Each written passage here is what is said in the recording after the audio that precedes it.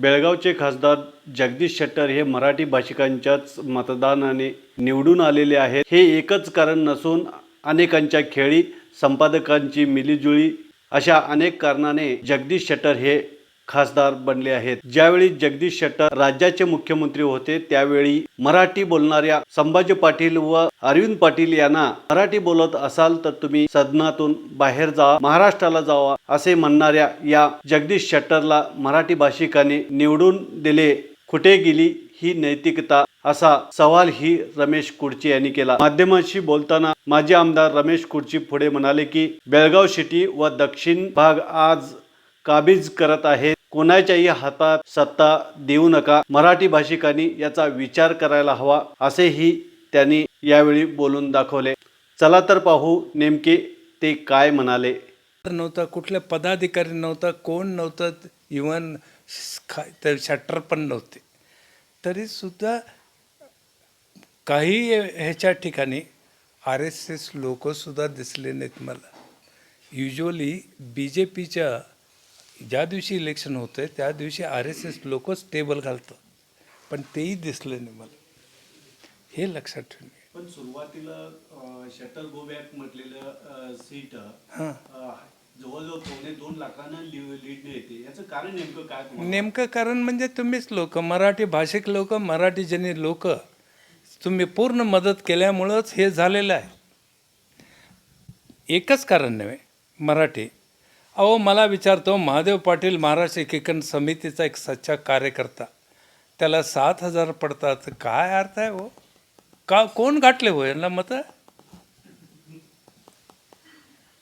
सांगा. म्हणजे हे मतं काय मग लक्ष्मी हेब्बाळकरला पडले? मग काय धरायचं? बघा, माझ्या माहितीप्रमाणे हे सगळं काय मोठं खेळ झालेलं आहे. मोठं खेळ झालेलं आहे. आणि त्या खेळाप्रमाणे हे जे जिथे जिथे मिटिंग झालेत आणि ज्या संपादक होते हे सगळे लोक त्याच्यामध्ये होते.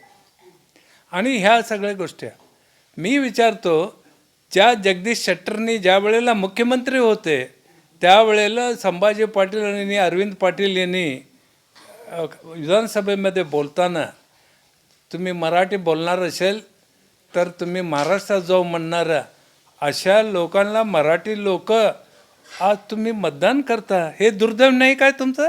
तुम्हाला काय वाटतं की कारण त्यांनी फक्त BJPलाच घालायचं, नेमकं कारण काय वाटतं?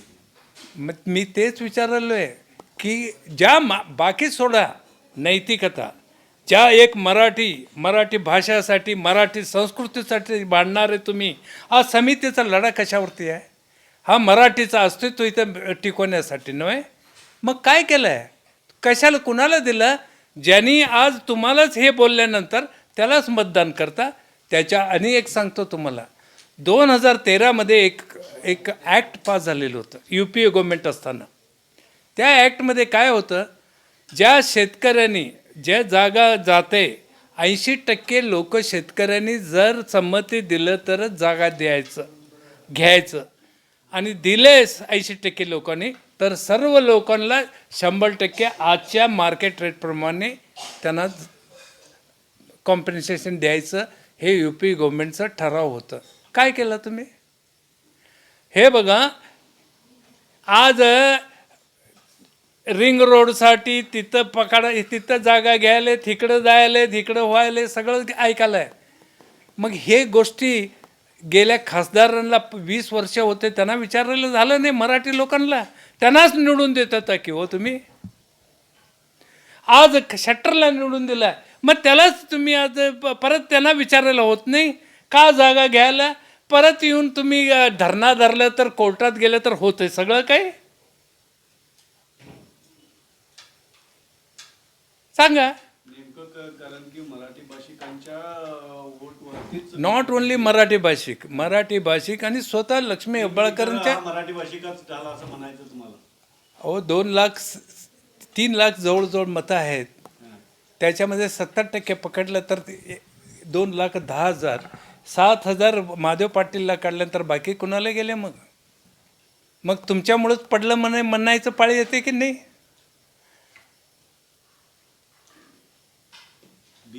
मला वाटतंय काँग्रेसमध्ये ह्या सगळ्या सुधारणा करण्यासाठी काय तुमचं काय म्हणणं आहे सांगा? माझं काही नाही म्हणणं, हे सुधारणा होऊ शकत नाही. हे त्यांनी त्यांचा डिक्टेटरशिप त्यांनी चालवणार, सेंट्रल गव्हर्नमेंट मोदी चालवणार, राज्यामध्ये ह्यांनी चालवणार. आमचं काय चालणार इथं? आम्ही कशाला?